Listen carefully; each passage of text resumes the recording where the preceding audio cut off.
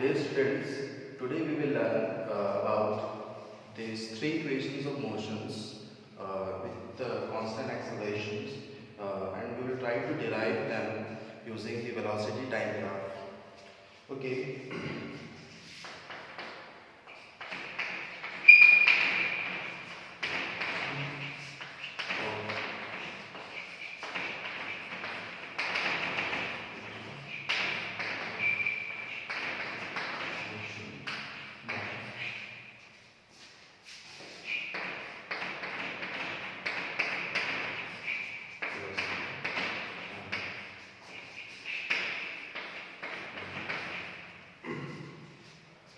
Let's draw the velocity time graph. We have the y-axis and the x-axis. Okay. We can term the y-axis as the velocity axis and the x-axis as the time axis. Let's make some terms. Let's say u as the initial velocity,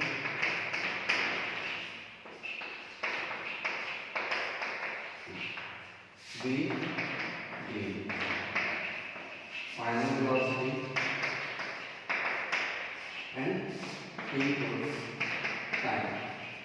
We will use these symbols in this graph. Okay.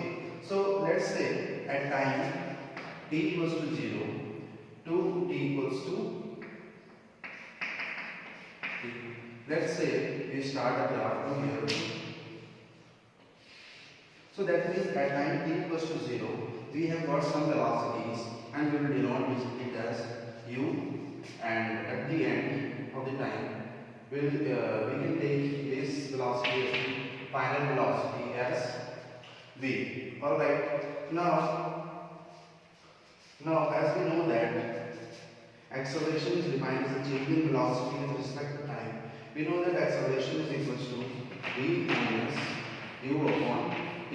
So we can write v minus u as equals to a into t. Okay. So from this graph we can see that this final velocity is nothing but the sum of these two lines. So this line can be written as v minus u. Okay, and this as u. So we can say that the total velocity v is equals to v minus u plus u, and we have already derived v minus u as a into t. So the final velocity becomes equals to v minus u. We can write it as at plus u, or we can say that v is equals to u plus a into t, which is final velocity is the sum of inertial velocity plus acceleration into time. Here all the accelerations are constant. And we come to the first equation of motion. Okay. Next we will try to derive the second equation of motion with the use of velocity time graph. Okay. If we will look at the graph here, I draw the graph again.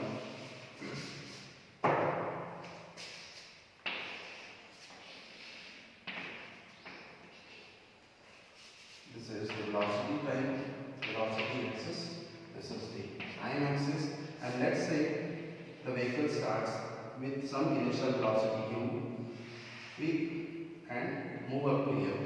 Okay, in this section, let's draw another line. Okay, so we have this final velocity here, we have this initial velocity here. Let's again, and this has moved through this time. Okay, for this time we have to find out the second equation of motion. Okay, let's divide the entire graph into two areas. Okay, so we have this first rectangle here. Okay, and we have another triangle. Alright, so this rectangle, the area of this rectangle can be calculated. We already know that area for a rectangle is equals to length times breadth. Okay, so here if you look at the length is nothing but time and breadth is nothing but velocity. So we can say that area is equals to length times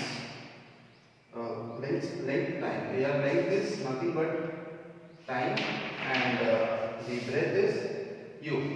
This is velocity into time, and we know that velocity into time is nothing but displacement.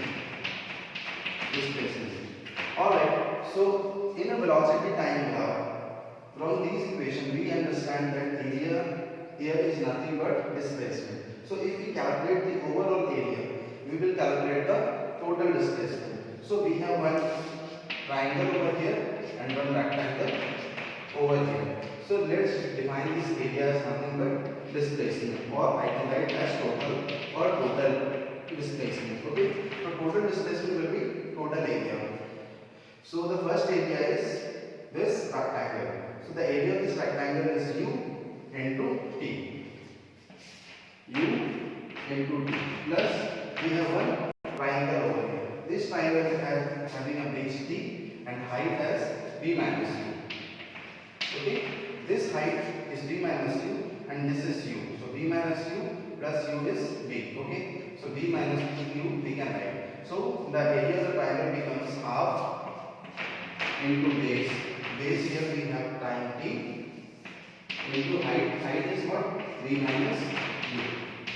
Okay, so s becomes, or displacement becomes ut plus half v minus u, as I have already told that from the equation of acceleration we know that acceleration is v minus u by t, or we can write a into t is equals to v minus u.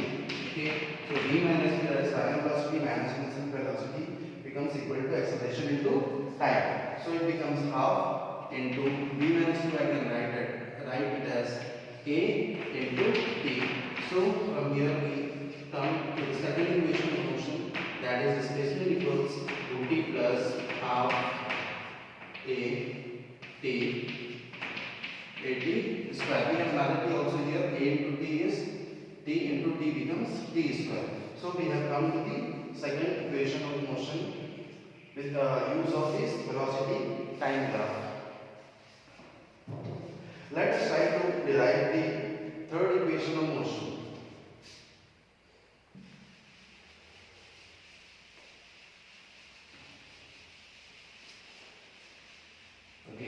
So we have these sorts of informations here.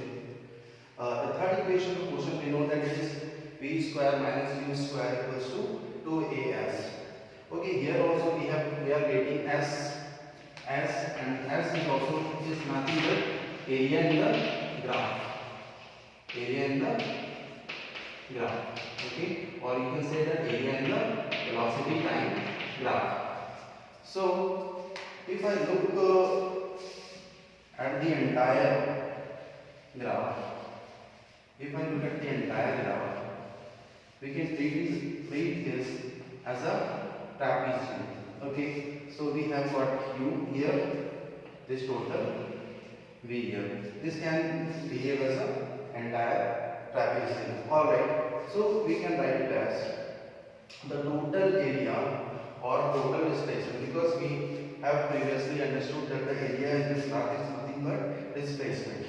So we can say that displacement is equals to area of this trapezium, or area of trapezium. Alright. So we know that displacement equals to area of a trapezium. The formula is half into sum of parallel sides into height. Area of a trapezium is half into sum of parallel sides into height. Okay, so half into sum of parallel sides into height is the area of this trapezium. Here we have the height of the trapezium as t, because for this t time this object is moving, so this height becomes nothing but t, and the parallel sides are u and v. U and v are the parallel sides. Okay, so we can say displacement equals to half into sum of parallel sides. Sum of parallel sides is v plus u. V plus u into height.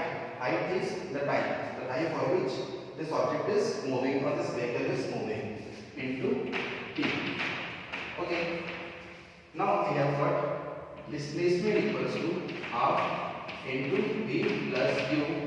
Now this t can be written as v minus u upon a. Okay. Here this t can be further written as v minus u upon a. Okay. V minus u upon a. V minus u upon a. So this becomes distance equals to v plus u into v minus u upon 2 into a. Let's take this 2a to the left side of the equation. 2a into s, or we can say 2as is equal to v plus u into v minus u. Okay, now we have come to this expansion, which is v plus u into v minus a, can be written as v square minus u square, or we know the common formula a plus b into a minus b is equals to a square minus b square.